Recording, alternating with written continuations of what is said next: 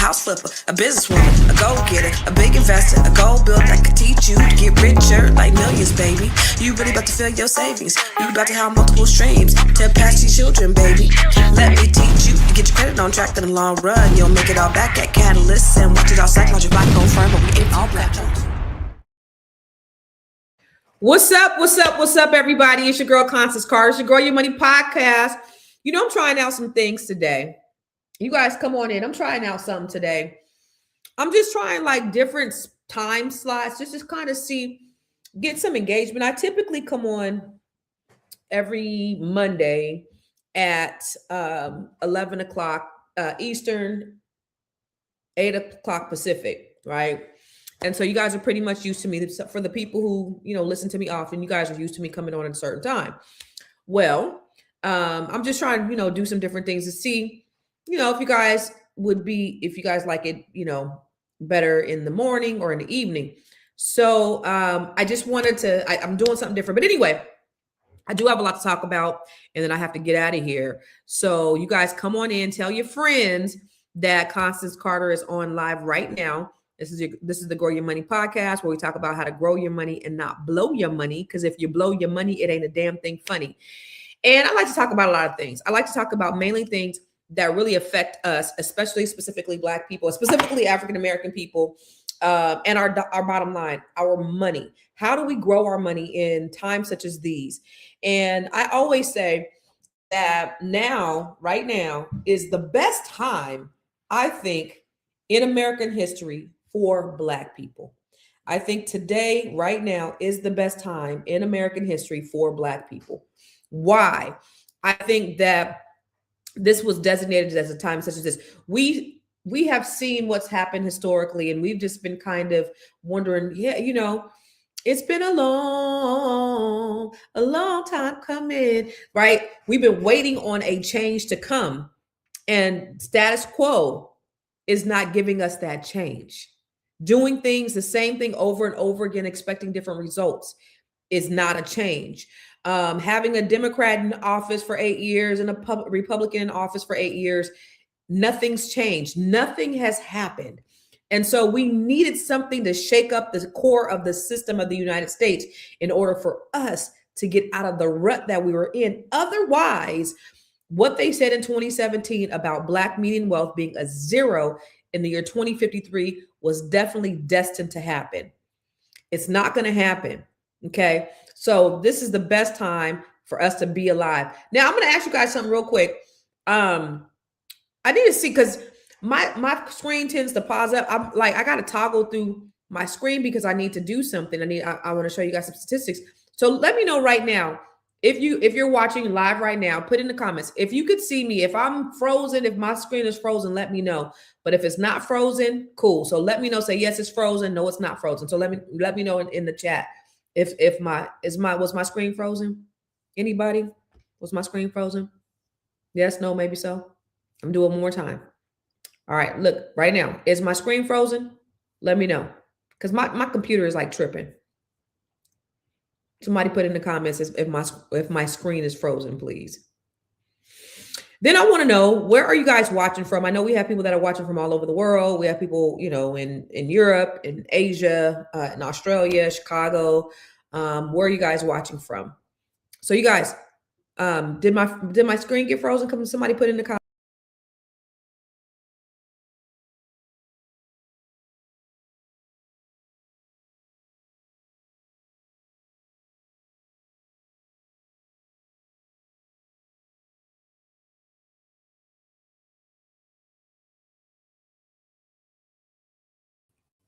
Well, my screen didn't get frozen, but I got kicked out. Did anybody notice if my screen get frozen? Can somebody tell me if my screen got frozen? Because I need to know if my screen got frozen before I go any further. Hello, is my screen frozen or not? Let me know. Okay, y'all don't want to let me know. I mean, where's my? Okay, I guess 5 o'clock is not the good time to be coming live, because all of my people who be engaging with me, y'all ain't saying nothing. What's going on? Anybody out there? Hello, is this thing on? I see there's about 60 something people here online right now. I'm on different platforms. I'm on about 8 different platforms. So, is anybody out there? Did you guys see? Okay. Well, anyway, I'm gonna get down to it because I gotta go cook dinner. It's 5 o'clock. However, I wanted to talk about capitalism because I do believe that capitalism is killing America. And I don't know. Do you think socialism can save it? Can socialism save America as it is today? And again, I like to talk about these types of things because my concern is for African Americans. And capitalism has been a great tool for wealth in this country specifically. I mean, it's an opportunity for all of us to build wealth, but specifically helped enable white men become rich. First of all, they had a 400-year head start because of everything that they have accomplished through the enslavement and the genocide of other people. And so they have been able to take advantage of this free enterprise that we have in here in America because they've had that advantage because they've killed and pillaged and raped and all the things that they do. And so they have trillions and trillions of dollars. But something had to shake it up. Something had to shake up this this country as it stands right now. Something had to shake it up. They told you that America was the land of opportunity. They did. And it was for those people, not for everybody. So while you working 2 jobs, you skipping vacations, you telling yourself that if you just worked hard enough, you was going to get there. Somebody else was changing the rules. They were quietly changing the rules, you guys, legally, with full backing of the people that you voted in office. And when you voted them in office, they didn't go in office working for you. They went in office working for the top 1% who now owns, I don't know if you know, the top 1% now owns more wealth than the entire 90% combined. The top 1% owns more than the bottom 90% combined. And this has never been in the history of this country. It's crazy. So you have that, right? Billionaires saw their wealth increase by over $1 trillion during the pandemic. And while you were trying to figure out how to pay rent, you're losing everything. And billionaires increased their net worth to trillions of dollars. And right now, today, those programs that were built to catch you when you fall, the ones your tax dollars pay for, are being gutted. They're being stripped and they're being handed back to the people who need them the least, the people who have the most. And they're calling that progress. I need you to hear me today, y'all, because what's happening in this country, it's not a political debate. It's not a left versus right. It's really not. It's not black versus white. It's really not. It's not Democrat versus Republican. It's math. And you need to do the math. And when the people at the top get so greedy that people at the bottom can't afford to eat, they can't afford rent, they can't afford to buy, the whole machine stops. That's why I don't understand, while they're steadily trying to get richer and richer and richer, everybody else is getting more and more poor. Who's going to buy the shit that they selling? You don't have to be an economist to know that. You just have to look at your grocery bill. You got to look at your gas bill. Capitalism promised us a rising tide that would fit all boats. But now we see only the top 1% is getting all of the money. So I want to talk to you today about what's really happening, because capitalism it's ruined the country. It's not just capitalism, though. It's the greed that goes along with capitalism. It's not just capitalism. It's the greed of capitalism that has ruined this country. You think about this. Mandami, he ran as a democratic socialist, right? His first 100 days, let me go and show you what his first 100 days did. Mandami's first 100 days, he was able to, he got some tenant protections for the tenants, right? So that he got housing, because housing costs were out of control. He is taxing the rich because they weren't used to being taxed on second properties, not even on their first properties. He pushed for fare free buses and transportation equity. Okay, so that's allowing people to take public transportation for free. He has what else has he done? He's doing community-based grocery stores to where the prices stay low. The grocery stores are owned by the city. The prices stay low and the savings gets passed on. As opposed to you getting a Walmart. Walmart gets the tax subsidies. Walmart doesn't have to pay taxes in the city. Walmart rakes in millions and billions of dollars. They don't pay their employees a living wage, and they're getting all the money and they're not paying any taxes. And then the working class people are paying the burden, the brunt of everything, right? He's suggesting we have a city who's doing all this stuff. The city, we pull our resources together. We have the city do it.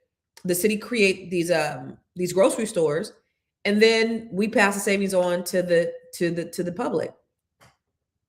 These are things that he's been able to accomplish, or things that he's going to accomplish within his first 100 days. And these Democrats, both Republicans, have said that they weren't able to make these accomplishments, not because they couldn't, but because they don't want to, because they have lobbyists in their pockets.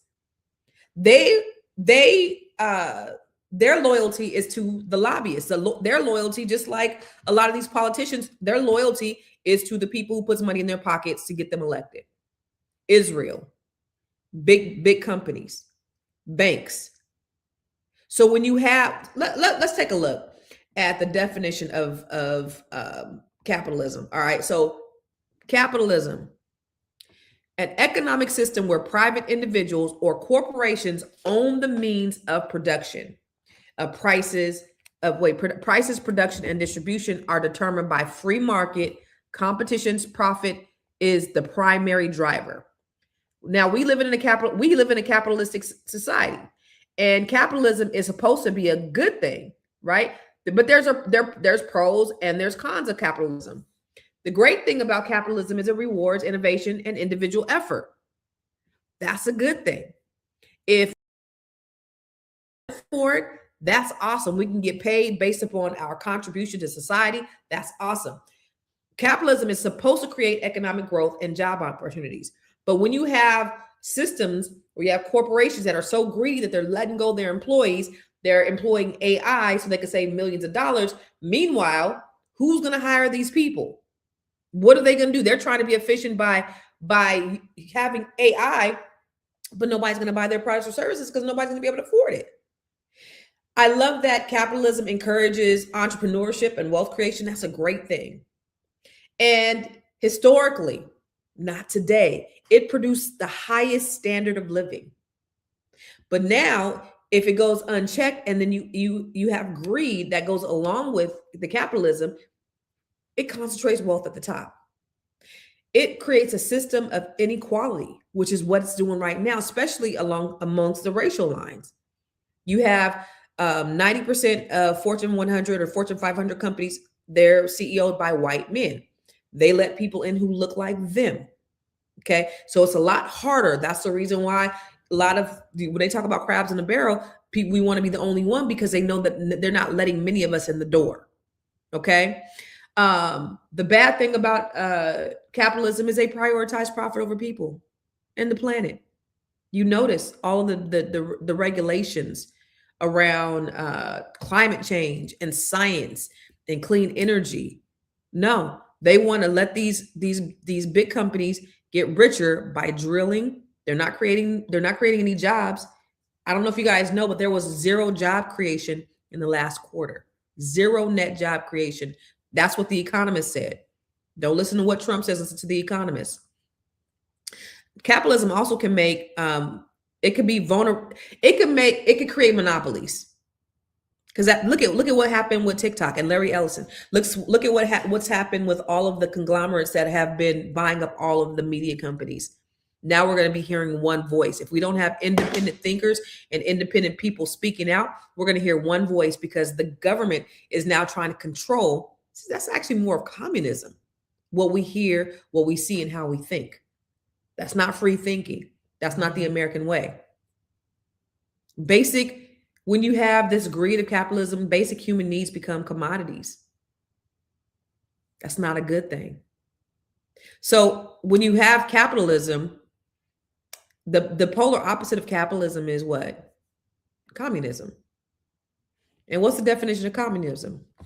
It's a political and economic ideology where all properties and means of production are publicly owned and each person works and is compensated according to their ability and needs. There's no private ownership, no class distinction, and theoretically, no government in its pure form. Now, remember when they said, I remember growing up, my mom used to say, don't say communist, because you say communist, you might get arrested. You remember the whole McCarthy scandal back in the 40s and the 50s and the 60s? When you said communism, now communism is the idea of we have community living. But when you say communism in the United States, it rings off bells because they think that you're trying to overthrow the government. And the rich people, what happens is the reason why the rich folks don't like communism is because it takes away their ability to get richer. If everyone is treated fairly and equally and everything is owned and we all get paid and you look at China. China's a communist country, right? Their poorest people live better than our upper middle class. Their poorest people. It's not a bad idea. So what are the pros of communism? I don't know. It eliminates class-based inequality, right? It ensures, it ensures everybody's basic needs are met. It eliminates exploitation of labor. Okay. It gives you the collective focus, communal living. And then you don't have the corporations capture the government because there's no corporate class. You don't have the corporations buying the government. But there are cons to it. It's never really been fully achieved by any authoritarian rule. You cannot achieve that individual success in a communist state, right? And it requires a level of trust that we just don't have because we have what's called racism. And racism will not allow you to have when you have so much mistrust in the community, you will never have that trust because of racism.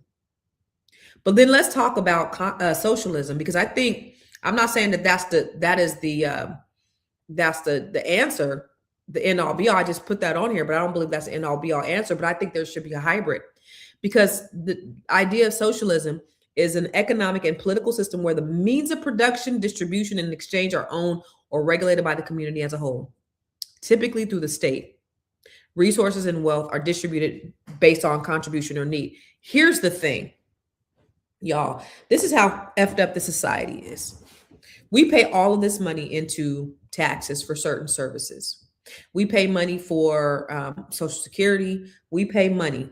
We're paying every time we get paid for Social Security. We're paying for Medicare. These are things that we've put. This is like putting money in a bank.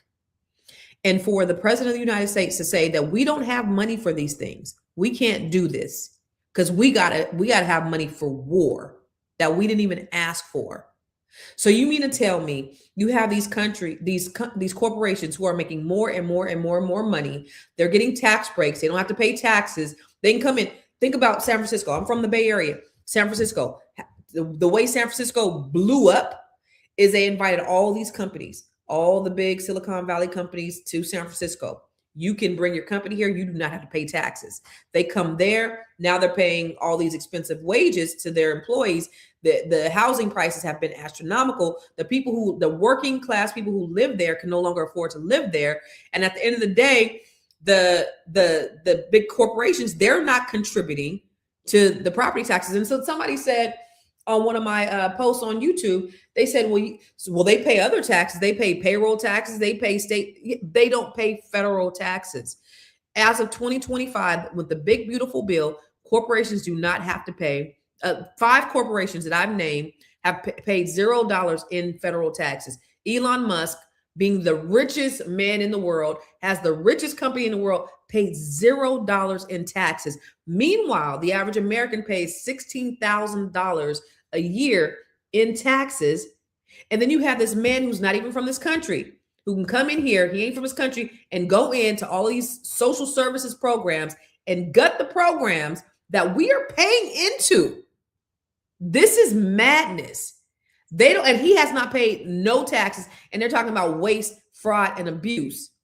When all the waste, fraud, and abuse, what did he get when he left Doge? When he went into Doge and he paid he got way more back in government contracts and in subsidies than he paid to get Donald Trump elected. This is where we are. And so here's the thing. You have Democrats, you have both Democrats, and you have Republicans on the same shit. Nothing's ever changed. It's just really being exposed. This has never changed. And so we have to understand that we need a hybrid of both things in the society for us to be able to make it. But here's how we have to prepare, because they are not looking out for no poor people, especially Black people. But everybody across the board is a target right now. Everybody across the board is a target. So what does that mean? That means you have to be insulated in a time such as this. If they are not providing services to the people inside your community, what does that mean? That means we have to do it. We have to start creating jobs for ourselves, because they're not creating jobs and they're outsourcing all of the jobs. I don't know if you knew, I read a statistic the other day. Over 300,000 Black women lost their jobs in 2025. Over 300,000 white men gained jobs. Majority of the jobs in the federal government, the Black employees in the federal government got fired. White men were hired. There's been so many blatant things. Project 2025 is in effect. Now, do I believe that it's going to last forever? No. Do I believe that Trump's going to get out of here and every statue and everything that he's done is going to get reversed? Absolutely.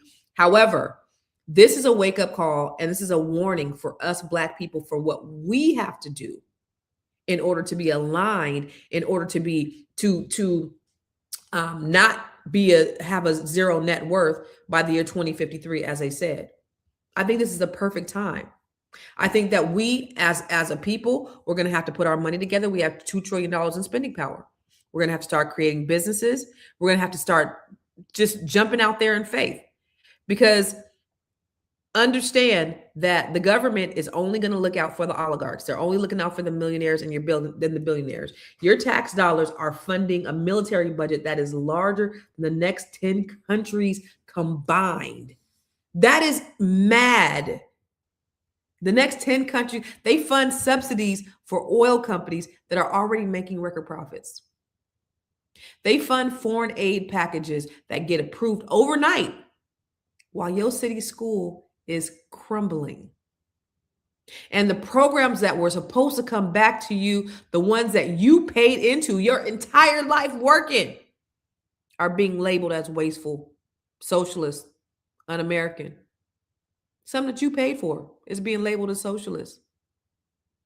What's actually un-American? You want to know what actually is un-American? Taking money from working people and giving it to people who already have more than they could ever spend. They will never spend this money in 3, 4, 10 lifetimes. And we need to call it what it really is. Mandami was able to do things in New York that could have been done years ago, even under a Democratic president, even under President Obama. But they're so worried about the status quo. They're so worried about decorum that nobody's looking out for the little guy, especially the Black guy. And the thing that frustrates me is that this could have happened decades and decades ago, but they just weren't willing to do it. And we now know that it could be done, because when a leader shows up and he decides that people come first, that's what you see. You see things like what's happening in New York right now. You see what's possible. It should feel normal. Everything that we're going through is like we're in the twilight zone. Everything is out of whack. But I want to make sure that we're on the same page, y'all, because these words, they get thrown around all the time, and most people have never actually been taught what they mean. Communism, socialism is a bad word because everybody wants to be capitalist. Capitalism is great when it's not filled with greed. Socialism is great if you can actually pull it together and trust each other. Communism is not a bad idea if everything was really equal, but then it takes away the idea that we're able to compete. You already live inside a socialist system right now. You do. It just hasn't been working for you. The public schools, that's socialist, right? Fire department, socialist. The police department, that's socialist. Your Medicare, your Social Security, public libraries, all of those are socialist businesses. Nobody's out here saying that the fire department is un-American. Nobody's arguing that we should privatize 911 and make you call every time and make you pay every time you call. So when you look at the idea of socialism being a bad idea, it was never really about whether socialism belongs in America. It's always been here. The debate, I think, is really about who controls it. And the folks who are at the top 1% want to be in control, and they want to have their lion's share, and they do. The top 1% of billionaires have 90% more than everybody else, make more than the 90% of everybody else. It's crazy. Denmark, Nordic, Norway, Sweden, they run capitalist markets. People own businesses, people build wealth, but they also have what? Universal health care. They have free education. They have generous parental leave. They have a robust social safety nets. They say that they are the happiest countries in the world. Remember when Trump said, we need to have people, we don't want people coming from shithole countries like Africa. We need to have people from Denmark and Norway come over here. They said, we don't go to that shit. Why would we want to go over there when we're happy over here? We got free health care. We're living, doing, happy. We ain't got to worry about no war and nothing, no craziness. Why would we come over there? The system may not save you. It's not going to. The government is definitely not going to save you. And waiting on either one to build or act is crazy. You got to know the rules of capitalism so that you can play. You got to know how to do your own business credit. You got to know how to build your business. But you also have to demand better from the people who are in office. You got to know what your tax dollars are for and what they're and what you're paying for. You need to know that, because the people at the top are counting on you not understanding how the system works. That's the reason why they're able to do it and get away with it. I don't understand how Donald Trump is doing all the things that he's doing, and I guess he's being challenged. It's just a slow process, but he's able to do all this stuff in record speed. I mean, he is crashing America in record speed, and they have to go all the protocol that they have to go through that he absolutely did not have to go through to break America down is insane. But I do want to leave you with this. I'm gonna get up out of here, but I do want to leave you with this. We are all we have, and we need each other to survive. And in order for us to get out of this trouble that we're in, it would be nice if we could reach across the aisle to everyone, to our Asian brethren, our white brethren, our Hispanic brethren. It would be really nice. Call you back later, my boy. It would be really nice. However, we need to look for us first. We need to be like the Jews. The Jews said, we don't work with anybody else unless we know that we can't find anybody in our community who's we could do business with. We have to be so intentional about that, but we also have to create the businesses. We also have to be willing to step out on a limb and take that risk and sacrifice to create businesses. That's important. And then once you start seeing Black-owned businesses, you got to be intentional about spending with Black businesses. So listen, tomorrow I am doing right now for the month of April, I'm doing the Black Building Wealth series inside the Gym Masterclass. And so tomorrow we're going to be doing build wealth through real estate. So we're going to talk about real estate from a different perspective. We're really going to talk about how to use that property as leverage. Don't let this just be your dream home. I'm going to give you some tools and some strategies on really how to use real estate to up level so that you can use that as your entry to a 7-figure net worth. Okay. Why am I an expert? Do you want to know why I'm an expert? Because I own several real estate properties. I've owned commercial properties. I've helped thousands upon thousands of people build their own real estate portfolios. And I just happened to start the largest Black-owned real estate firm in California called Catalyst Real Estate Professionals. I built this great company, and I've helped thousands of people. Now I've expanded my offerings, my personal offerings, over to DC, Maryland, Virginia, California. And I have a lending company that I also help to get people qualified. And so I'm licensed in all those places, DC, Maryland, Virginia, California, Georgia, and Texas. So if you know anyone who's looking, I have a team of people in those areas that could actually get you on a pathway. But if you're not in those areas, then my team could actually show you who actually will partner with someone to help you start with your wealth portfolio. So we're going to talk about real estate tomorrow. So go to gymmasterclass.com and register for this training. This, you do not want to miss this, because as we know, real estate is the number one wealth builder in this country. 44% of Black people own real estate. 70% of white folks own real estate, but that is the differentiator. That is the way that we can truly close this wealth gap. And so if you want to close a wealth gap, get in the gym tomorrow morning, 8 a.m., 9 a.m. Pacific, 12 p.m. Eastern. We'll be in class. Class will be in session for an hour. And so for the people who log on, I'm going to have a special price for you. So go ahead and register for this training, and we'll get it cracking. So go to gymmasterclass.com. I'll be talking about real estate. And, I just think that, again, we have to work together. We need each other to survive. So we got to stop thinking about that rugged, individualistic, Eurocentric ideal of this capitalism. And I got mine. You got to get yours, and really be more communal thinking and social thinking so that we can help each other. There's an African proverb that says, if you want to go fast, go alone. But if you want to go far, go together. And that is the realest thing that I can ever tell you, is that if you want to go far, we need each other to survive. We got to do it together. All right. So I'm gonna see y'all tomorrow in the masterclass, 12 p.m. sharp, 9 a.m. Pacific sharp. Go there and register for it, and I'll see you tomorrow.